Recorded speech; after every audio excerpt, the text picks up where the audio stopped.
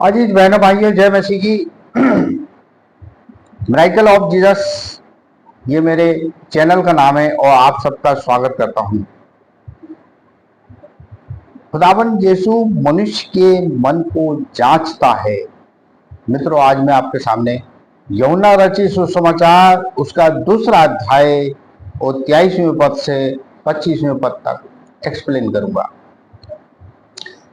23वां पद, जब वो यरूशलेम में फसह के समय का पर्व था तो बहुतों ने उन चिन्हों को जो वो दिखाता था देखकर प्रभु के नाम पर विश्वास किया।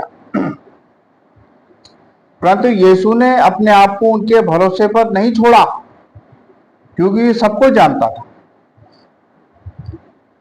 और उसे आवश्यकता न थी कि मनुष्य के विषय में कोई गवाही दे, क्योंकि वो आप ही जानता था कि मनुष्य के मन में क्या है। मित्रों, यरूशलेम में एक फसह का पर्व होता था। एक बार एक फसह का पर्व था, खुदावंद यीशु भी वहीं पर थे। मित्रों, यरूशलेम में खुदावंद ने उस फसह पर्व में रहते हुए एक बात को बड़ा महसूस किया। खुदावंद यीशु द्वारा दिखाए गए चिन्ह चमत्कारों को देखकर लोग यीशु पर विश्वास करते थे। किसी भी मनुष्य के अंदर आज तक आपने देखा होगा कि वो जब तक कि खुदावंद के चिन्ह और चमत्कारों को ना देख ले विश्वास ही नहीं करता। लेकिन यीशु ने अपने आप को उनके भरोसे पर नहीं छोड़ा, क्योंकि प्रभु जानता है कि मनुष्य की प्रवृत्ति लालची प्रवृत्ति होती है। चिन्ह चमत्कारों को देखकर ही मनुष्य विश्वास करता है। बिना परखे मनुष्य अपने सृजनहार को नहीं पहचानता। और यही बात खुदावंद यीशु मसीह ने उस वक्त वहां पर महसूस करी जब फसह का पर्व चल रहा था यरूशलेम में। और प्रभु जानता था कि मनुष्य अपने मन में तमाम प्रकार की लालसाएं रखता है और उन लालसाओं को जब पूरा होता है तब वो विश्वास करता है। कोई भी मनुष्य प्रभु के प्रति इतना वफादार नहीं होता है, क्योंकि इंसान के अंदर एक भौतिकता ऐसी है कि वो बिना चिन्ह चमत्कारों के द्वारा खुदावंद यीशु पर विश्वास नहीं करता है।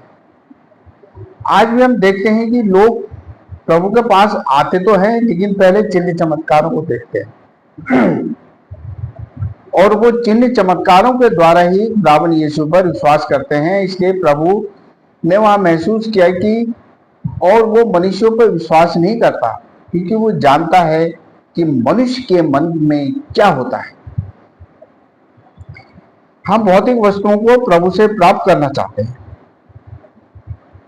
और जिस कारण से हम भौतिक वस्तुओं के लिए ही प्रभु से प्रार्थना करते रहते हैं कि हे प्रभु ये कर दे या वो कर दे, लेकिन हमारे अंदर वो प्रभु के प्रति वफादारी या प्रभु के प्रति वो आज्ञाकारिता या समर्पण की भावना नहीं होती, जिस वजह से हम अपनी प्रार्थनाओं में विफल हो जाते हैं और हमारी दुआएं नहीं सुनी जाती। अतः प्रभु चाहता है कि हमारा मन और आत्मा प्रभु में संभागी होकर हृदय की गहराइयों में आत्मिक जड़ पकड़ते जाएं। इसीलिए प्रभु ने क्रूस पे चढ़ने से पहले अपने चेलों के साथ भोजन किया और उन्होंने रोटी तोड़ के अपने चेलों को कहा, लो ये मेरा बदन है, इसे खाओ इस बात की यादगारी में कि तुम मुझ में सम्मिलित हो गए, यानी तुम मुझ में हो गए और मैं तुम में। उसके बाद उसने ब्यारी का कटोरा भी लिया था और अपने चेलों को देकर कहा, लो ये नए अहद का या नई वाचा का लहू है, जो इस बात की यादगारी में कि खुदावंद यीशु हमारे पापों के खातिर मरा। इसको लो पियो इस बात की यादगारी में कि खुदावंद यीशु का लहू हमारे हर पापों से हमको क्षमा करता है। इसका मतलब यह होता है कि हम प्रभु में पूरी तरीके से सम्मिलित हो जाते हैं। इसलिए हम कटोरा और वो रोटी लेते हैं कि हम प्रभु में सम्मिलित हो जाएं। सांसारिक रूप से हम मृतक हो जाते हैं और प्रभु में जीवित हो जाते हैं।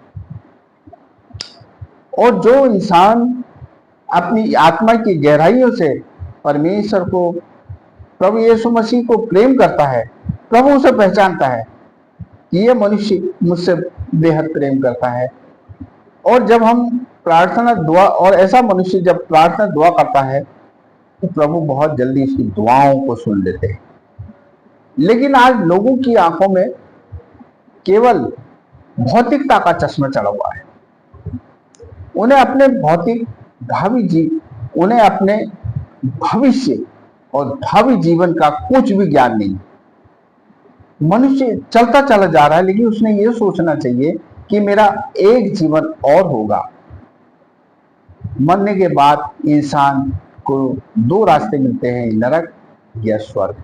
इसलिए वो अपने भावी जीवन के प्रति चिंतित नहीं है। मनुष्य सोचता है कि इसी जीवन में जो कुछ मिल जाए सब कुछ है, और नगद हमको तुरंत आशीष से प्रभु प्राप्त हो जाए। लेकिन इंसान को आज सोचना है और समझना है। इसी कारण हमारी प्रार्थनाएं नहीं सुनी जाती, क्योंकि हमारे प्रभु हमारे मन को जांचता है। हम भौतिकता के लिए ही प्रार्थना करते हैं। मित्रों, आज मैं आपको सुझाव देना चाहता हूं कि हम प्रभु से किसी चीज के लिए प्रार्थना करते हैं, अपने इस पृथ्वी में रहते हुए चीजों के लिए, तो उस प्रार्थना को करने के बाद भूल जाइए।